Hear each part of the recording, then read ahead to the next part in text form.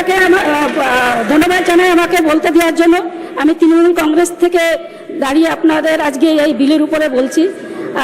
এই বিল জন্ম বা মৃত্যুর বিষয়ে হাসপাতালে বা কোনো প্রতিষ্ঠানের সাথে যুক্ত হয়ে রেজিস্টার থাকা উচিত, যদি ব্যক্তিগত বিষয় নয়।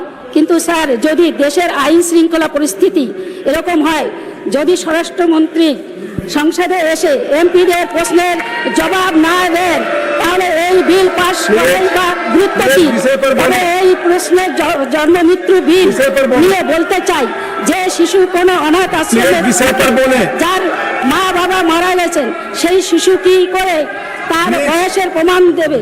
তাই বলতে চাই যে স্বরাষ্ট্র মন্ত্রককে দায়িত্ব নিয়ে হোম মিনিস্টারকে সদনে আসতে হবে, কারণ আমাদের আইন শৃঙ্খলা সংক্রান্ত বিষয়ভাবে ভীষণভাবে এই জন্ম মৃত্যু বিলের এখানকার গুরুত্ব আরো বেশি, কারণ সম্প্রতি এসআইআর আমাদের 92 লক্ষ লোকের নাম বাদ গেছে।